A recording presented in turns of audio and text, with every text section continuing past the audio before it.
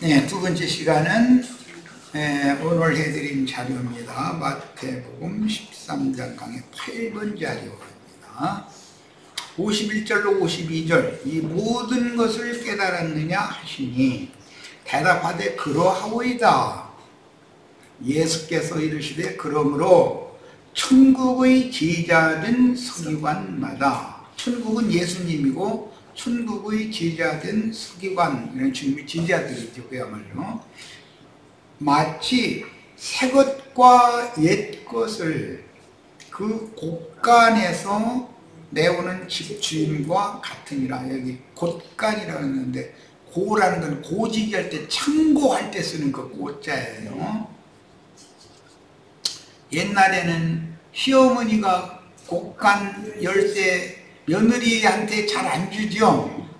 이제 며느리한테 곳간 열쇠 맡기면 어머니 권세를 며느리한테 이제 인계했다는 뜻이 되기 때문에 손주들이 많이 잘한 다음에나 주고, 대부분 보면 그런 걸 생각하시면 되고, 여기 이제 중요한 건 새 것, 옛 것이라는 개념인데, 새 것은 옛 쪽의 선지자들로 말씀하신 옛 언약을 이룬 실제적인 사실들이 새 것이기 때문에, 새 예루살렘, 날로 새롭도다 등등, 새라는 말은 전부 그리스도를 말하는 거예요. 옛이라는 말은 첫 아담과 관계가 있는 거예요, 항상. 그런데 율법과 선지자의 때에서 천국의 문을 열러 오신 예수님이 천국 문이고 천국 자체인데, 예수님이 새 것이죠. 그리고 옛 것은 옛 언약에 속한 모든, 율법과 선지자의 때 전기간에 있었던 모든 선지자들의 예언이라든지 모든 비유라든지 등이 구약 성경에 다 있는 것을 예수님이 오셔서 그것을 성취한 것이 새 것이다 이거예요. 예언을 이루어놓은 상태가 새 것이에요.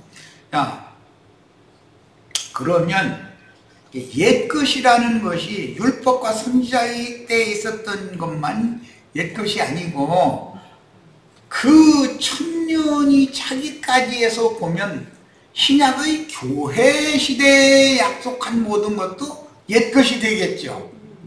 교회 시대에는 율법과 선지자의 때에 있었던 모든 언약, 약속이 전부 옛 것이지만, 그 천년 왕국이 시작이 되면 교회 시대에도 지나간 옛 것이 되는 거 아니에요.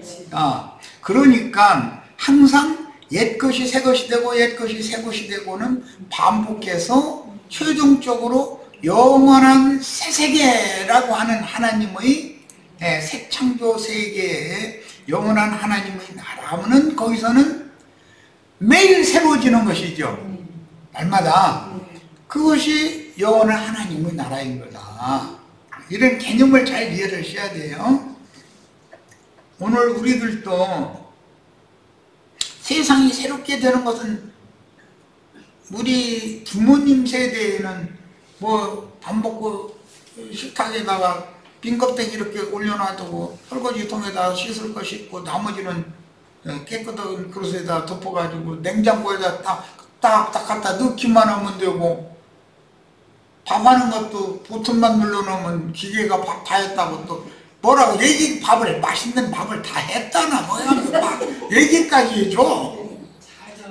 세탁기에다 빨래해서 버튼 딱 눌러놓으면 세탁 다 했다고 막 삑삑삑삑 해갖고 뭐 마르는 것도 있고, 이렇게 전 세상에 살아. 그런데 우리들의 부모님 세대는, 또 조부님의 세대는 특히 그런 건 꿈에도 상상도 못하죠. 그러니까 지금보다도 오는 새 세상의 모든 것들은, 모든 물질 문명은 더 발전하고 획기적인 새 세상이 오겠죠. 그리고 지금은 이제 100세 시대라고 이제 이렇게 말하고 있는데, 이 100세 시대가 곧 지나면 그 이사야서에 나오는 말이에요. 100세에 죽으면 소년 때 죽은 거예요. 거의 이제. 그래가지고 천세수를 합쳐서 하는 얘기가 실현화되는 시대가 오고 있다. 지금 각 대학병원이나 의과대학교 연구실에 불이 계속 닷없이 켜 있다는 건 3교대로 돌아간다는 뜻인데, 그건 뭐 하는 거예요? 어떻게 건강하게 생명의 연수를 늘려서 1000년을 살게 해줄 거냐, 이걸 달마다 연구하느라고 하는 거잖아요. 이런 시대가 온다. 참 우리는 옛 것의 시대에 살아봐서 잘 알고, 아궁이에다 나무 떼가지고 밥하고 그 뜨거운 여름에 우리 어머니들 얼마나 고생했어. 겨울에 춘데도 그 구들 그 데펴가지고서 새벽녘 되면 도로 춥는 거고. 그러고 살았잖아요. 그런데 지금 그렇게 살으라고 하면은 사람 죽이려고 그러느냐고 그럴 거 아니요. 그러니까 앞으로 2대, 3대만 지나 한 100년만 더 지나가면 지금은 상상도 할 수 없는 어떤 물질 문명의 발전을 이뤄놓고 살 거다. 그리고 지금은 자동차 지나가면서 맨냄새 풍풍 풍기지만 앞으로 100년 후에는 그런 자동차 돌아다녔다가는 모르겠네요. 다 다니지도 못해. 그런 자들. 석유 뭐 저기 저 땅속에서 석탄, 석유 이런 거 해서 연료로 쓰고 그런 시대가 지나가 버립니다. 매연 뭐 이런 거 안 내고도 자원을 얼마든지 활용할 수 있는 거, 뭐 해를 이용한다든지 뭐 하여튼 뭔가를 연구를 해서 다 살게 돼, 더 잘 살게 돼 있다 이거예요. 그런데 이런 것이 다 바깥 물질 세계만 새 것이 되는 것이 아니라 더 중요한 것은 바깥 물질 세계가 새 것이 되어지면 사람이 새로워져서 거기에 적응을 할 줄 알아야죠. 우리 할아버지 할머니 세대에는 자동차가 집집마다 있어서 운전하고 막 이렇게 다닌다는 건, 그건 저 부자 나라에서나 자동차 뭐 몇 대 있는 걸로 이렇게 알고 있었잖아요. 그런데 지금은 자동차가 없으면 생활이 안 되고 운전할 줄 모르면 생활이 안 되잖아요. 서울에서는 마을버스, 시내버스 전철이 막 다니니까 운전 못해도 그냥 살 수 있는데, 여기 양양에 오시는 분은 운전 못하면 못 사는 거지 뭐. 그거 다 걸어 다닐 거요. 어떻게 시장 보이러 갔다 오면 나 이제 그만 살고 죽을래 이러지. 이렇다. 그리고 지금은 핸드폰이 없으면, 가지고 다니는 컴퓨터가 없으면 못 살아. 살 수가 없어요. 생활이 안 돼. 지금은 컴퓨터 시대라 모든 게 다. 자기 손에 컴퓨터 한 대씩 다 들고 다니면서 뭔 문제만 있으면 컴퓨터에 치고 앉아서 사람들이 머리를 굴리려고는 않고. 왜? 그렇게 쑥을 필요가 없거든. 이게 기억장치를 손에다 가지고 다니는 걸. 그리고 압축 기술이 얼마나 발전했는지, 뭐 머리카락을 뭐 몇천 개로, 한 머리카락 한 호를 몇천 개로 쪼개는 것만큼 그렇게 세부적으로 가늘게 한 그 선을 통해서 대량 정보를 주고받는 그런 것을 연구를 했는데, 요즘에는 그게 너무 멀리 가다 보니까 중간에 뭐 과부하가 걸리니까 중간에 정거장을 이렇게 만들어 가지고 곳곳에다가 중계소를 딱 설치해 놓으니까, 아니 그 설악산 꼭대기 올라가도 핸드폰이 팡팡 잘 떠져 아주. 네, 그 중간중간에다가 중계소가 다 설치가 돼 있거든. 이렇게 발전돼 있다. 배가 멀리 나갔는데도 해양경찰서하고 다 연락해.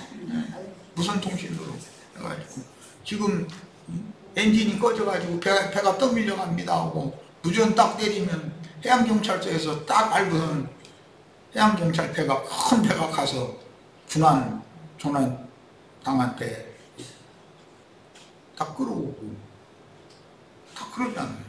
이런 세상을 살고 있는데 100년 전만 해도 이런 것을 이런 얘기하면 그건 저 별나라의 얘기야?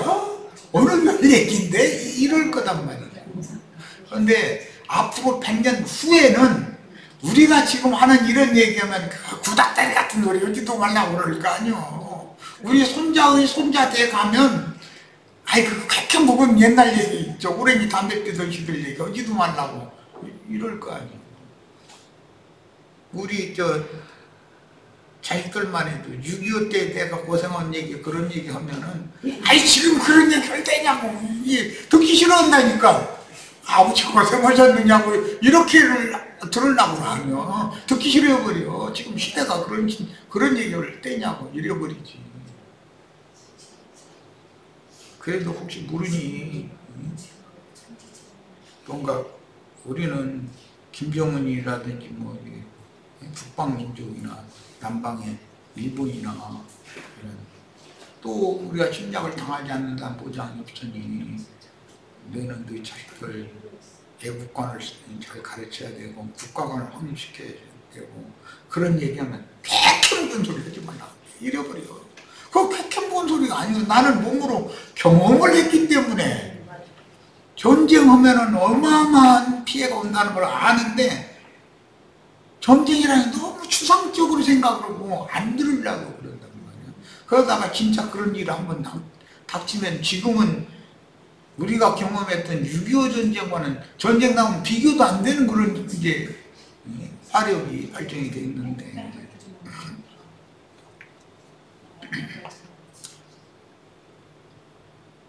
뭔 일이 언제 갑자기 어떻게 될지 모르기 때문에 전도를 잘 받아들이고 이 생을 떠나서 주의 품에 데려감을 받을 것을 준비를 하는 게 지혜로운 사람인데 안 들으려고 그래. 전도가 안 돼. 쾌쾌한 소리 한다고 생각을 하고 너무 고루한 생각을 말하고 있다고. 지금 젊은 아이들이 그래서 복음이 안 들어가는 거예요. 답답해 나는. 자, 곡간이라는 건 창고라는 그런 뜻이에요. 근데 이 생에서는 현세는 교회죠. 창고. 오는 세상에서는 교회는 처녀라고 그래요. 오는 새 세상에서는 거룩한 성 새예루살렘 색자가 붙어 있어요. 거기 신부라고 그래요. 오는 세상은 천년이 산 다음에는 거룩한 성 예루살렘 어린 양의 아내라고 그래요. 이제 처녀, 신부, 아내 3단계 교회, 거룩한 성 새예루살렘, 예루살렘 이걸 잘 구분을 하시면 되겠어요. 자, 이 모든 것을 깨달았느냐라는 말씀에서 이 모든 것은 주님께서 지지자들에게 밝혀주신 율법과 선지자의 때, 이방인의 때, 인마진 12지파의 때와 시기에 관한 말씀이다 그런 말이에요. 3단계 세 가지 천국 비밀에 대하여 설명하신 모든 내용을 너희가 다 깨달았느냐 이렇게 질문한 건데 그때 당시 예수님의 제자들이 오늘날 우리가 지금 나와 형제님들한테 자매님들한테 설명하는 것처럼 이렇게 깨달았겠어요? 못 깨달았겠어요? 천년이 참 다음 얘기는 성경에 엄연히 써있지만 그때 당세를 사는 사람들만큼 우리가 알아요? 몰라요? 글자로는 아는데 6.25 전쟁을 난 경험을 해봤으니까 절대로 전쟁이 어떤 대가를 치르더라도 전쟁을 막아야 된다. 예, 나는 이걸 가르치고 그러면 쾌쾌한 소리 하지 말라 이거예요. 이렇게 하면 안 되는 거죠.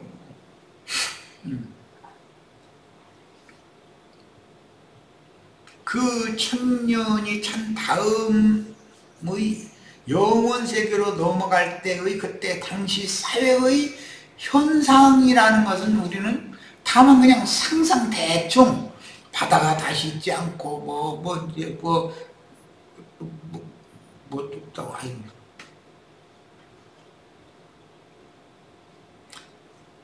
햇빛도 쓸데없고 바다도 다시 없고 뭐 등등 지금 현재에 있는 것이 없는 게 많아. 그런데 그런 것이 맞아 밤도 없다고 했어. 저 조용기 목사 그 구절까지 설교하는데 지금 잠들 많이 무시하는데 천당에 가면 밤이 없으니까 아이 나 정말 사람 좋아 나 정말 이야 정말 배웠다는 사람들이 생각이 그렇게 못 미치니.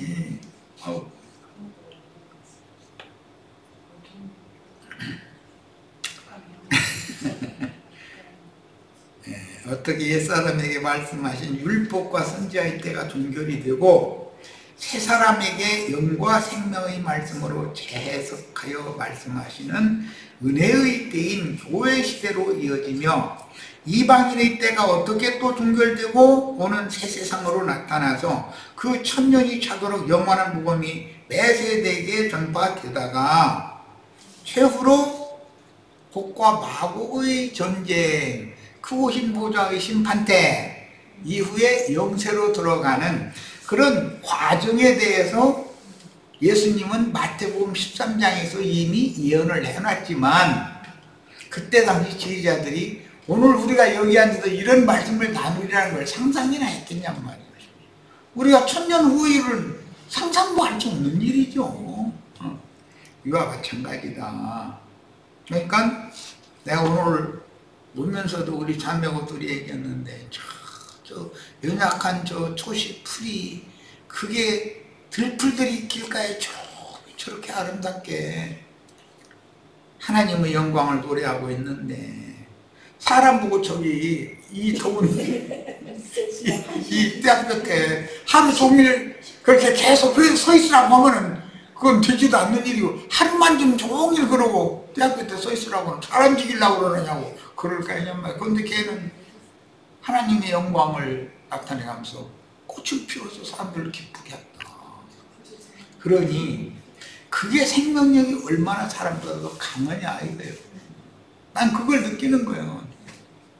그런데 사람은 더우면 더워 죽는다, 추우면 추워 죽는다. 죽는 것밖에 없어 날마다. 붙어서 하고. 그러니 그 연약하게 바람에 흔들리는 초식 풀 한 포기만 또 얻은 게 인간인데 아는 채 잘난 채는 진짜 너무 심해. 내가 생각해봐도 왜 사람을 그렇게 약하게 지어놨나 했더니 길들여 먹으려고.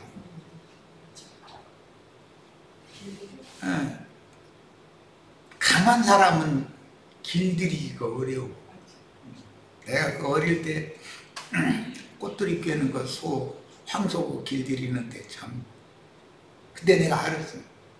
야 이게 조금 더 잘하면은 꽃들을 끼고 길들일 수가 없다는 거예요. 그냥 딱 그 시기를 알거든. 그 이제 그 경험상 어른들은 그때 가서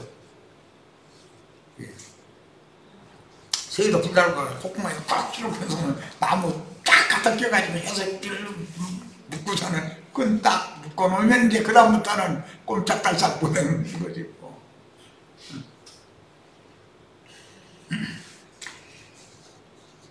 참 그러는데 사람이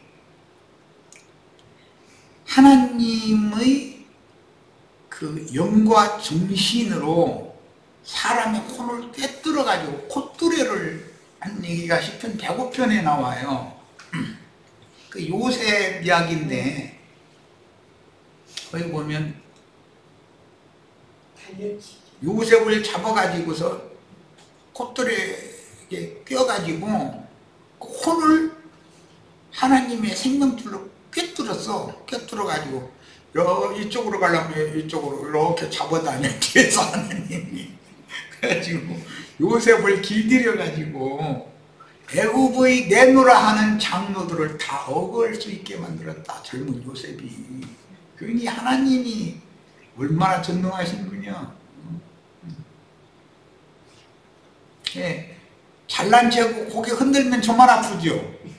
시커먼 찌찌찌찌 뭐 누가 뭐 주인은 오히려 잡아당겨 버리는 걸. 예, 하나님은 능히 여기에 보면 악어도 콧들이 빼가지고서 그리고 가보는 대로 졸졸 끌어갈 수 있다고 그랬죠. 기질이 강한 소나 악어나 뭐 더 큰 짐승들도 하마 뭐 이런 것들도 전부 하나님은 다 길들이는 방법이 다 있는 거죠. 사람같이 말 안 듣고 사람같이 기질이 강하고 우리 성자 자매 이제 곧 할머니 되는데 이달 이제 할머니 된다는데 지금 보니까 얼굴이 참 유순해 보이고 아무 문제 없을 것 같아. 그런데 아마 혜미 아빠하고 둘이 만나가지고 붙으면 혜미 아빠가 아이 내가 좋다 그래야지 이기려고 그러면 가만 안 있을 거라고. 혜미 아빠가 이기면 살도 붙지. 그런 걸 보면 약해 보이는 것이 더 강하다. 약해 보이는 것이 더 강하다. 하나님의 창조 질서가 참 너무 놀라워요. 자, 마태복음 19장 28절 인용했는데 보겠습니다. 예수께서 이르시되 내가 진실로 너에게 이르노니 세상이 새롭게 되어, 지금 2000년 전에 비하면 지금 어마어마하게 새롭게 된 거죠.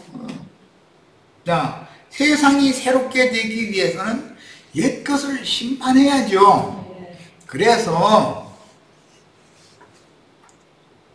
그렇게 잘난 체하고 아는 체하고 기질이 강하고 하나님을 잘 믿는다 해가면서 사실은 저항하고 거역하던 이스라엘 백성들을, 이스라엘 나라를 하나님이 심판하기 위하여, 오늘 기독교계에는 주님이 재림 안 하셨다고 그랬었죠. 계속 초림만 하셨가지고 재림은 안 하셨다고. 그런데 재림이라는 게 여러분 뭐냐, 구원의 말씀으로 누구에게는 이미 재림하셨고 누구에게는 예언대로 심판을 집행한다라는 게 주님의 재림 역사의 주인이 당신의 본의를 나타낸다, 이게 이 말인 건데, 거기에 대한 이해가 없는 거예요. 기독교인들이 뭐 천국 하늘에서 이제 예수님이 막 의리뻑적 집어넣게 해가지고 이렇게 막 내려온다 이 생각을 하고 있다 보니까 로마의 어마어마한 강대국 군대를 동원해서 예루살렘과 이스라엘 나라를 멸망시킨 것이 주님이 이미 2000년 전에 오신 거지요. 역사의 주인이 오셨잖아요, 심판주로. 그리고 제자들과 복음을 믿는 이들은 교회로 불러들여서 구원하셨잖아요. 누구는 심판, 누구는 구원. 예수님이 이미 재림하셨어요, 예언같이. 주님이 곧 다시 오신다고 하는 말씀이 이루어졌어요. 그런데 기독교계는 주님에 대해서 오해를 하고 있다, 지금. 말씀이신 주님께서 구원의 말씀, 믿음의 말씀으로 임하실 때 순종해야 되는데 아는 게 너무 많아. 아는 게 너무 많아. 자기가 조금 전에 내가 이제 이 얘기하려고 그 얘기한 건데, 들풀꽃만 또 얻으면서 이 떼약볕에 거기서 꽃을 활짝 피우고 사람들한테 행복하게 하는 그 들풀은 이 더위도 다 견뎌내고 영광을 나타내고 있어. 근데 사람 보고 거기 가서 쭉 이러고 그 자리 가서 이러고 서 있으라고 그러면 실제로 쓰러져 죽을 거 아니야. 그렇게 약하게 지어놓은 게 인간이란 존재인데, 잘났어. 얼마나 강한지. 하나님 있으면 손 내놔보라고 막 이러고 덤비고 복음 전하려고 그런 말 하지도 말라고 막 이래서고 세상 지식 가지고 막 아는 체 하려고 막 그냥 막 이렇게 나오고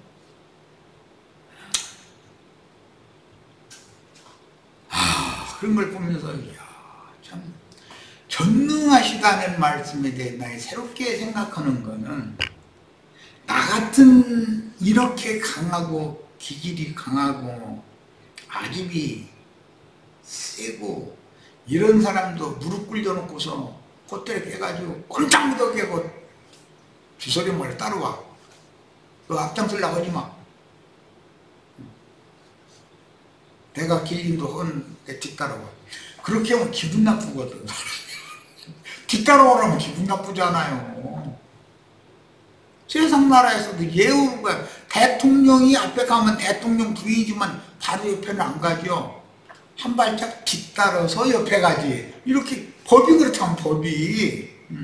그건 예우 차원에서 그런 거거든. 그런데 그 사람 보고 대통령 뒤따라가고 부인은 앞에 가라고 그렇게 하면 그건 뭐가 되겠어요. 질서가 안 맞는 얘기잖아요.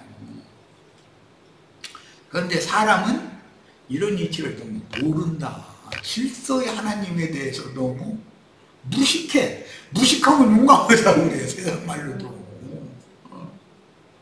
다 그냥 지주장대로 하려고 그러고 들어보면 하나님이 틀렸지 지가 틀린 거는 한 번도 없거든. 회사가 하나님이 있다면 이럴 수가 있느냐 이렇게 나가는 거지. 하나님이 있으니 그런 일이 있는 것이지 하나님이 없으면 그런 일이 왜 생기노? 이처럼 새롭게 된다라는 것은 항상 옛 것이 심판받고 부활 생명으로나 새롭게 되는 것을 말하기 때문에 세상이 새롭게 된다라는 말은 심판받은 사람이 새 생명을 얻어가지고 새롭게 되는 걸 말하는 것이지 옛 것이 새 것 되는 일은 있어요 없어요? 옛 것은 죽어 없어져야 돼. 부활해야 돼. 부활의 세계에서나 새 것이라는 말이 있는 거다. 나는 부활이요 생명이 바로 나의 네가 이걸 믿느냐 그랬을 때 예수님이나 새로워질 수 있고 그분이나 새 것이고 그분이나 우리를 새롭게 할 수 있는 거예요. 초식들도 만물이 다 창조자 그분이 새롭게 하지 않으면 스스로 새롭게 될 수 있으면 그가 하나님이야. 이런 것을 우리는 생각을 해봐야 된다. 그래서 세상이 새롭게 되어 인자가 자기 영광의 보좌에 앉을 때에 그랬는데 새로운 피조물로서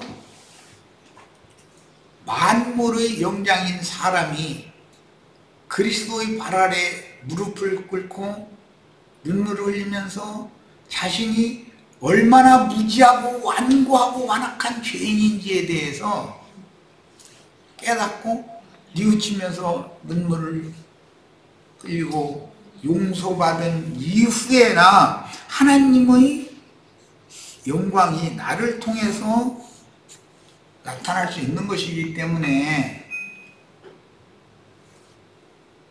세상이 새롭게 되어 인자가 자기 영광의 보좌에 앉는다라는 말은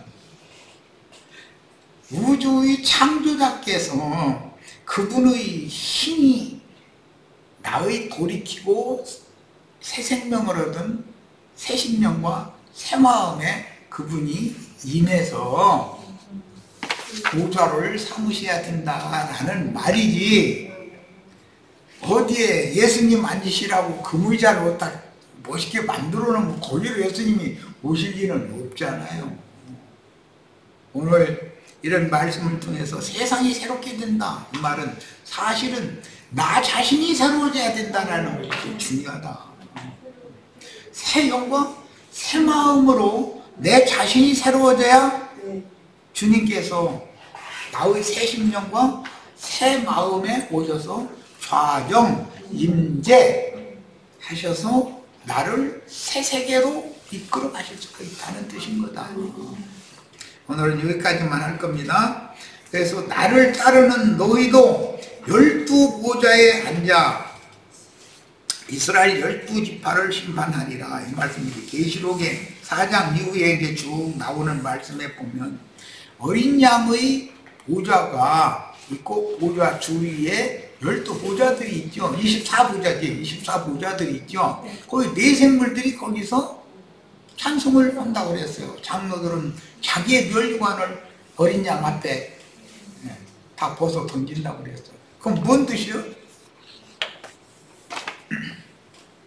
많이 아는 거, 누구한테 높임 받은 거, 세상에서 영광 받은 거, 자랑할 만한 거 다 주님께 반납해야죠. 맞아요? 아니 이게 새롭게 됐다면 말이야.